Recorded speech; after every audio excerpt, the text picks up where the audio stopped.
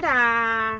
Hi guys, good morning, good afternoon, good evening. Welcome to SMC with Arewa.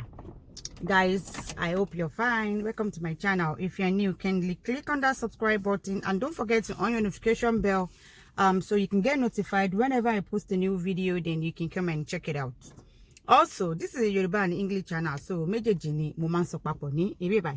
thank you guys for joining me once again. My name is Arewa. I welcome you to SMC with Arewa. Thank you guys for always sticking around with me. I'm really grateful and I appreciate every single one of you guys. You guys have been amazing and I'm indebted to every single one of you. Don't forget, for any advert, for any support or any donation or any advice, that will, help my channel in moving forward, don't hesitate to contact me. My contact is going to be down below in the description box and also pinned in the comment section area. Don't forget to subscribe. Don't forget to like. Don't forget to comment, whatever you want to say, like, it's okay. Don't forget to share as well. Don't forget to invite people and don't forget to, post the videos around. Thank you guys. I'm really grateful and let's move ahead. So for today, ìròyìn tí ẹ sanwó fún ni mo mú wá sí etí ìgbọ́yín. Ẹ bá mi fi ara balẹ̀, ẹ bá mi wá nǹkan fìdílé àbí kẹ́ fìdílé nǹkan, kẹ́ bá mi fetí sílẹ̀ gbọ́ ọ̀rọ̀ yìí dáadáa.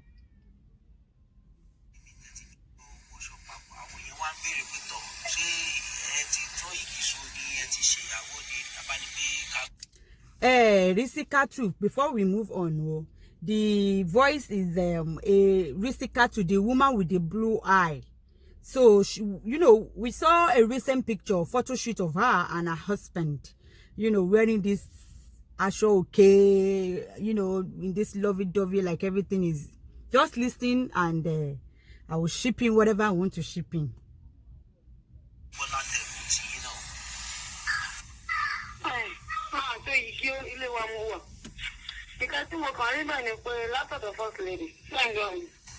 So wọ́n rán àwọn èèyàn wá wípé àwọn fẹ́ ká parí àwọ̀ tó wà láàrin wa ká sì mọ̀ sọ̀rọ̀ síra wa ó tán kẹsàn wá fóònù. Àbí bí wọ́n ṣe tún pè mí láti ọ́fíìsì wọn pé ẹnìkan wà á wọ̀n wá fún bàbá ọ̀sọ̀ wa. Ẹnìyẹn sì wà á wọ̀n wá, wọ́n sì gbà pé wá ń jọ́ kejì. Ó sì di méjèèta wọn bá ní aṣọ tán gbé wà ó pé ká kó dání. Ibi iṣẹ́ tèmi lọ wọ́n ní kán lè kọ̀ fún mi bẹ́ẹ̀ pé kí n gbé dání àwọn ó pè ọkọ mi náà pé kó wá parí àwọn níbẹ̀. Àti bẹ́ẹ̀ ni ọ̀gá iṣẹ́ yẹn ti gbé mi lọ sí ọ̀dọ̀ wọn ní government house. Adébẹ̀ wọ́n bá ń ya fọ́tò fún wa tọ́ta àrí náà nù. Wọ́n ya fọ́tò fún yín. Níta gbọ́ ni pé wọ́n ti parí ìjà, kódà ẹ ti padà sọ́dọ̀ ọkọ yín. Ilé wa lẹ̀mí wà o. Wọ́n sọ wípé àwọn fẹ́ ká parí ìjà wa ká sì mọ̀ sọ̀rọ̀ síra wa. Ó tán. Wọ́n ti ní ká wọ sọ à ń ya fọ́tò fún wa àti gbogbo ẹ̀. Abọ́kọ yín sọ̀rọ̀, ọ̀rọ̀ yìí fẹ́ wúwo díẹ̀ lẹ́nu àti sọ, ṣùgbọ́n wọ́n ní kódà ẹ wálé lọ́dọ̀ àwọn ẹ̀sùn mọ́júmọ́ àtàwọn ọmọ ẹjọ́ ṣe mídìmídì papọ̀. Ta ló gbé? Ọkọ yìí. Mo fi ọjọ́ ìmọ̀gúnra ilé wa lèmi wà o. Èmi ò lọ lé ọ̀dọ̀ rẹ̀ o. Wà láìlè àti ilé wa mo wà. Ó dà. Wọ́n tún sọ̀rọ̀ nípa pé ẹ̀ ń palẹ̀mọ́ àti tún igi so. Pé kódà bí ọ̀sẹ̀ tó ń bọ̀ báyìí. Níbi ìkájí mo rí lọ́rọ̀ tí first lady nìyẹn. Ṣé ń gbọ́ mi? Mo ń gbọ́ yín. Látọ̀dọ̀ ọba Ìlọrin gẹ́gẹ́ ti ráwọn èèyàn wá wípé ká parí rẹ̀ tí wọ́n sì ti yanjú rẹ̀ tó ń parí rẹ̀ lọ́wọ́. Àmọ́ tí first lady ṣe nìyẹn o. Ó yé wa báwọn. So wípé bóyá ẹ ti wá mọ́jọ́ ìyàwó bóyá títí ọ̀sẹ̀ tó ń bọ̀ ẹ tún igi so ńkọ́. Àti ìmú o, wọ́n fẹ́ ṣe dé torí àwọn ọmọ Ìlọrin ti sọ wípé àwọn ó ṣe ní kíákíá rẹ̀ nìkan, àmọ́ àti ìmú dé. Ó wù ẹ̀yin náà pé kẹ́ ẹ ṣe ní kíákíá àbí kẹ́ ẹ súnjọ́ síwájú. Ẹ náà kí wọ́n fẹ́ ṣe ọba Ìlọrin sọ ìgbà tó wọ́n ṣe ni òun gbẹ́sẹ̀ lé látọ̀dọ̀ ọba Ìlọrin. Àwọn òbí yín náà, mo bá àwọn àti bàbá àti màmá sọ̀rọ̀ ní last time tí mo wá, wọ́n ṣáà ní pé kán fáwọn ní táìmù díẹ̀. Ṣáwọn náà ẹjọ́ mo bá àwọn màmá àti bàbá yín sọ̀rọ̀ nígbà tá a wá kẹ́yìn, àwọn náà ní pé kán fáwọn lásìkò díẹ̀ kí gbogbo nǹkan tó lè yanjú. Ìjọ́sẹ̀mí náà sọ náà nìyẹn, mi ò tí ì rò bọ́. Bàbá Ìlọrin wá pé òun gbẹ́sẹ̀ lé pé. Tọ́ ó dà bàbá gbogbo wa náà ni ọba Ìlọrin, a sì gbọ́dọ̀ gbọ́rọ̀ sí wọn lẹ́nu. Ṣùgbọ́n lọ́kàn tí yín báyìí tán bá ní pé tọ̀ àwọn nǹkan tẹ́ fẹ́ kí wọ́n ṣe létò kó tó di wípé ẹ tiẹ̀ jọ padà, yálà bóyá kan bọ́kọ yín sọ̀rọ̀ ni, yálà kí wọ́n wáṣẹ́ ni, kí nǹkan tẹ́yìn ó sọ, torí táwọn èèyàn bá tún gbọ́ ó ṣeé ṣe kí ọ̀rọ̀ yìí padà sọ́dọ̀ ọba Ìlọrin àtàwọn tí wọ́n bá yín ṣètò yìí náà. Èmi náà ń sọ ọ́ ìpín tó bá yanjú rẹ̀ tánìtì wọn ò ní yàtí kankan wọn láti ṣe wọn ò ilé òṣìṣẹ́ tó sáǹdì lọ́rọ̀ ọ̀ṣẹ́ obìnrin mọ́. Mi ìgbọ́ yín mà. Mo ní wọn ilé orí tó sáǹdì lọ́rọ̀ ọ̀ṣẹ́ mi mọ́. Ìwọ̀n tí sọ̀rọ̀ pàtó lórí iṣẹ́ chemist tẹ̀ ń ṣe. Ó wù yín pé kí wọ́n bá yín ṣètò rẹ̀ àbí? Bẹ́ẹ̀ni. Kí lẹ wá fẹ́ gangan, ṣé kán fẹ̀yìn ní ọ̀nà iṣẹ́ àtọkọ yín, àwọn ọmọ yín, ẹ dárúkọ rẹ̀ pé tọ̀ mo fẹ́ nǹkan báyìí báyìí kí ìbáṣepọ̀ wa kó bá a fi lè tún dán mọ́rán yín padà.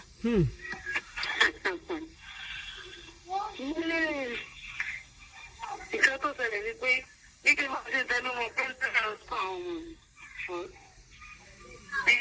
àti iṣẹ́ tèmi náà mo fẹ́ ṣe. Òun gángan lára fúnra rẹ̀ ní kò sí níṣẹ́ tó sáǹdì lọ́dún rẹ̀.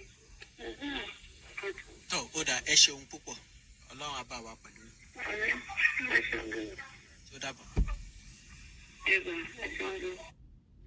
So interview tí ẹ gbọ́ tán yẹn, this ráńpẹ́ interview that you just listened to was the voice of Risika, the woman with the blue eyes, that her husband abandoned her, and we've been seeing different photo shoots here and there. So we saw the recent one in she and her husband, together without the kids, and we put a cross across to her. And that was what I just played finish now. So, if you don't understand Yoruba, basically what she's trying to say is that for the first lady of Kwara State, they sent a tailor to her, take a measurement of her clothes, and they told her that she should come to so state house, where she's working or learning a pharmacy job.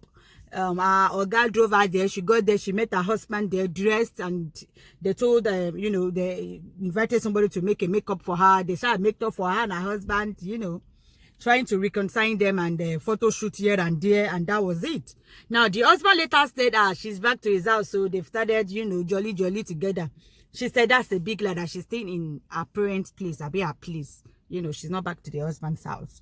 And now we hear something about the king of Illorin as well, intervening in the situation, saying that he commanded her, command that they want to do second ìgbéyàwó, marriage for her husband and her.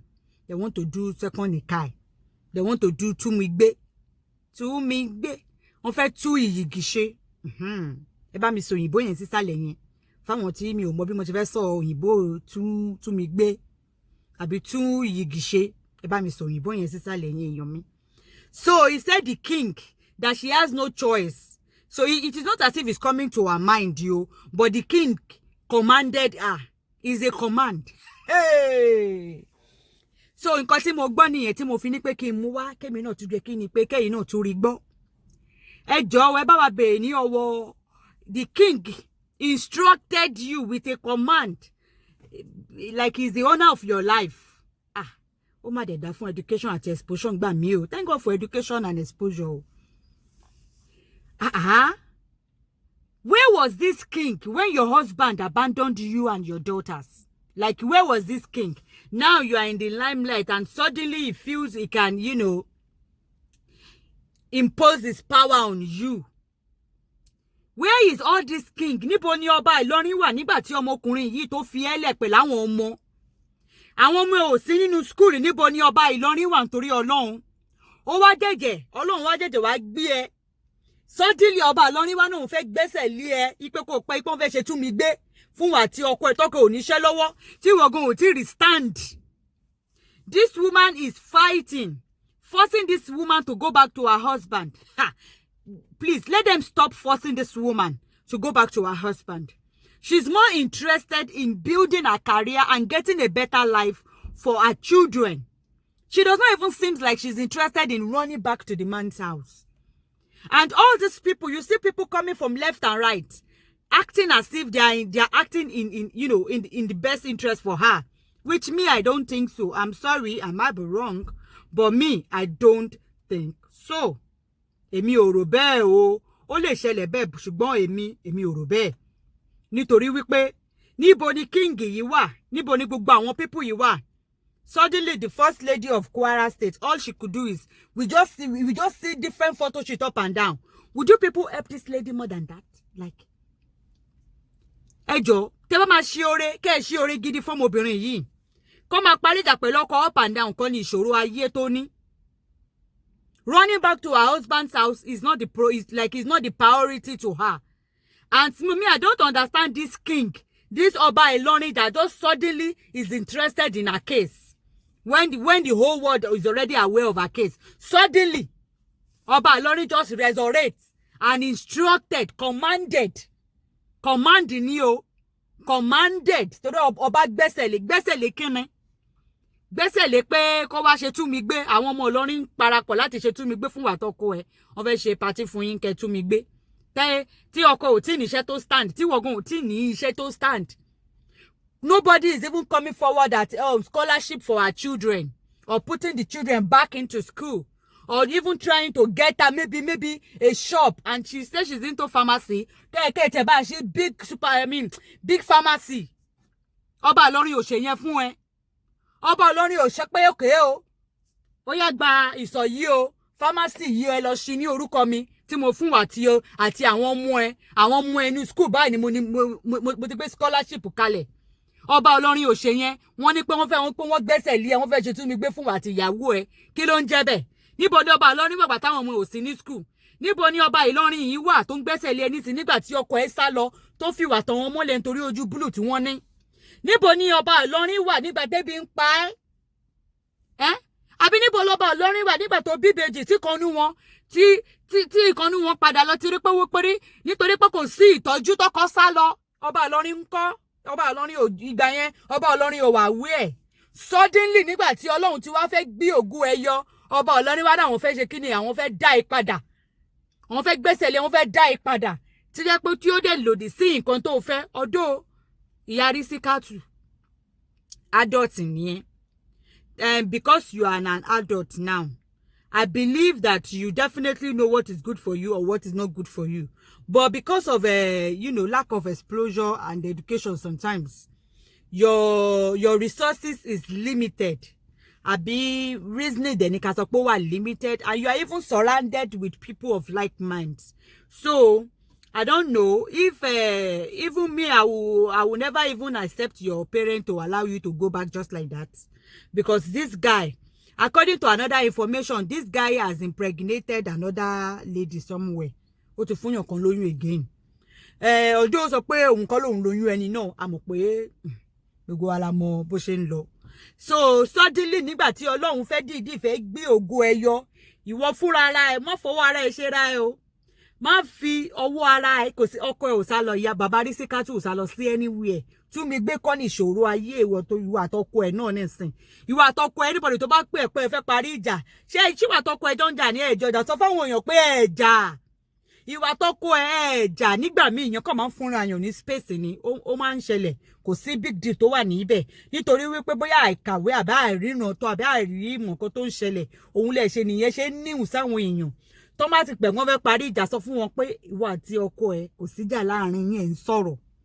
Ẹ kàn fúnra yín space díẹ̀ ni, àti wípé kò tẹ́ ẹ̀ ṣe yẹn gan ló ti ẹ̀ nídìí lọ́wọ́ tó wà yìí. O ní chemist ni, ẹ jẹ́ kán lọ ṣí chemist fún ẹ. Enough of photo shoot up and down. Enough of pé wọ́n gbẹ́sẹ̀ lé ẹ lórí. First lady kan ní kẹ́ wá lọ wo àǹkárá kan wá ya photo fún yín. Ṣé yẹn gangan ni kókó ni? Gbogbo wọn kàn tẹ̀ fẹ́. Everybody just want to, everybody, most of all these people, all these the Kwara State governor, àbí the first lady, àbí the king, all of them just wants to use you. Suddenly they want to, seems relevant with your case. That is what they want to do. It's not as if they have your best interest at heart, so to say, so to speak. I don't think so.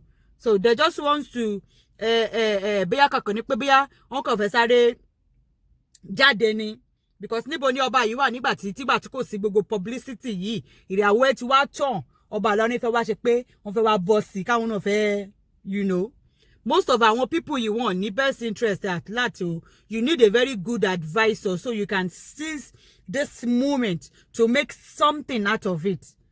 Opportunity comes but once. Láṣà àwọn olóyìnbó. Ẹ jẹ́ ká sún síwájú. Let's move on. Now, I'm sure you saw the post about this Shola Abi, what's this guy's name? That was said escaped from the police. That was escaped some days ago in Oyo State. That was, you know, they said the guy is rearrested.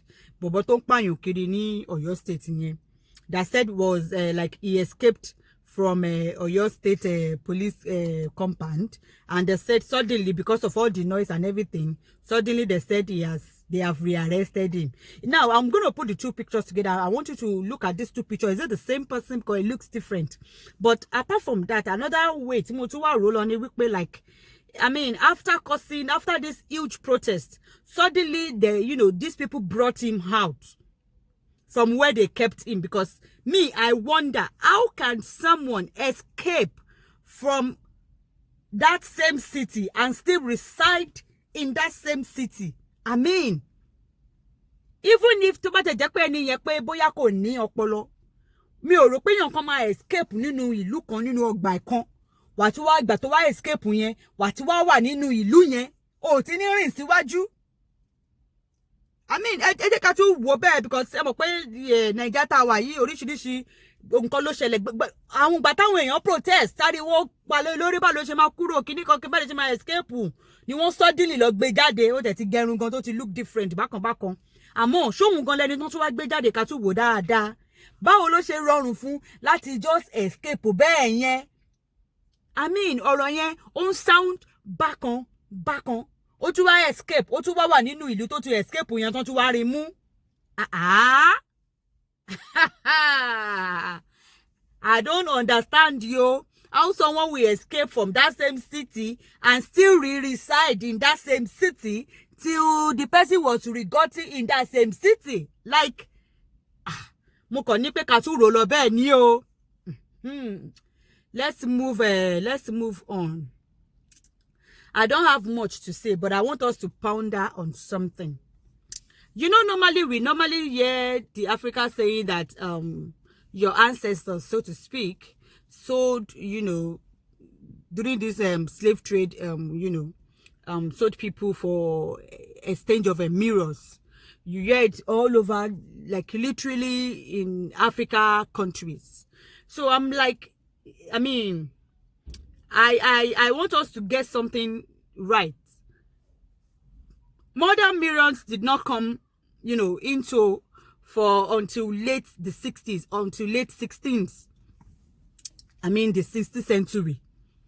Even the production was very, very difficult and expensive. Very expensive. So at this point, mirrors were only used by the rich and the royals. Glass making, and it was so secretive. I mean, the process in producing it was so secretive that people don't even anybody was of my gun secret because it was very, very, very, very rare. The technology used in making mirror in the cities is not advanced enough, to mass produce mirrors. It was expensive, hard, and very, very rare. With that amount of trade that took place, I am not sure that mirrors couldn't have been an exchanged item by the Europeans. I'm talking about in the 60s. In the 16th century, so to speak. So, nígbà tá bá wá gbọ́ pé your ancestors, wọ́n kóra wọn, wọ́n tara wọn nítorí pé wọ́n fẹ́ gba gene, ògógóró àti mirror. Nǹkan tí mo fẹ́ ká lọ mọ̀ ni wípé ẹ yẹ kí wọ́n sọ specifically Africa country owó, but ní ilẹ̀ títí wa yìí, ní ilẹ̀ Káàárọ̀ Oòjíire, ní Ife nation, ìlú kan, a ní ọjà kan táwọn Ifẹ̀ ní, àwọn Ifẹ̀. Ife then was not a state, àbí ìlú. Orílẹ̀-èdè ni. It's a nation. Ife is a nation, not ìlú as we have now. It's a nation that have different ìlú under tí wọ́n ń ṣe àkóso. Now, Ife has one big that we call international market. Ọjà Ìjìgbòmẹ̀kùn. Ìyẹn tẹ́ ń pè ní Íjíbítì lẹ́ni. Ọjà tó wà ní Ife ní gbogbo ẹ̀ ń gbà wọn. Ọjà Ìjìgbòmẹ̀kùn. Ìyẹn ni ẹ̀ ń pè ní Íjíbítì lẹ́ni náà. Ọjà ni. And it is an international market. Tí gbogbo the whole nation come there to market. Now, ó wá ní nǹkan specifically tí kò sí ní ilẹ̀ gbogbo the whole world, the whole continent, that is only gotten in that Ejigbo market, that tí tó jẹ́ wípé àwọn Ifẹ̀ ni wọ́n ń ṣe àkóso ẹ̀. Ìyẹn ló ń pè ní glass beads. Now, how do they produce glass beads without using glass? The main ingredient is glass. Before you can use a glass to produce beads, you need to first of all produce glass. Now, how can Ife that has been producing glass, that have been producing glass beads, ibi tí wọ́n ṣe glass dé, wọ́n ní nǹkan kan tó ń pè ní òṣùpá jìó nílé Ifẹ̀. Àwọn Olúfẹ̀ wọn kì í rí oòrùn. Kò sí ọba Ifẹ̀ tí kò ní nǹkan tẹ́ ń pè ní glass àbí àwo jẹun. Àwo ní o, kò kí ń ṣe wípé àwọn lèmi máa ń rò pé bóyá ìkòkò ló ń pè ní àwọn Yorùbá ń pè láwo. Rárá, àwo gidi gangan ni, àwo gangan ni. So àwo ti wà ní ilẹ̀ Yorùbá.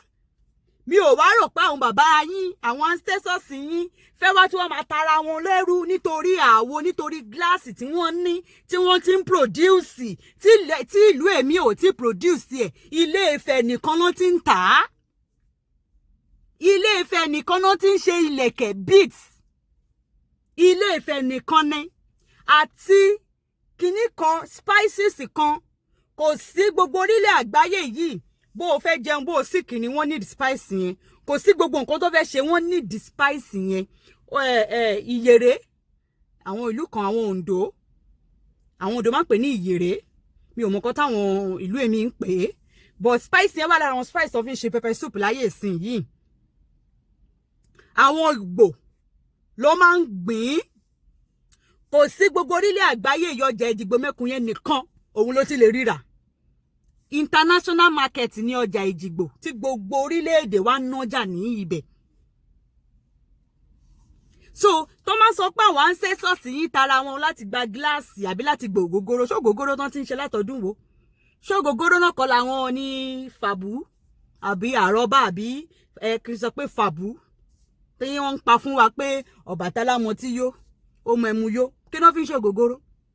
So ọtí ti wà nílẹ̀ yòó. Mi ò rò pé àwọn bàbá yín tún fẹ́ wá fẹ́ tara wọn lẹ́rú nítorí ògógóró tán ti mu látọdún wo sọ́dún wo káwọn òyìnbó tó lálàá pé àwọn fẹ́ débí. Mi ò rò pé àwọn bàbá yín fẹ́ wá tara wọn lẹ́rú láti gba gíláàsì tí yẹ pé àwọn tí ń ṣe gíláàsì látọdún wo sí ọdún wo, tó yẹ pé àwọn gan ni wọ́n tún wá kó àwọn òyìnbó yìí bó ṣe tún ṣe gíláàsì.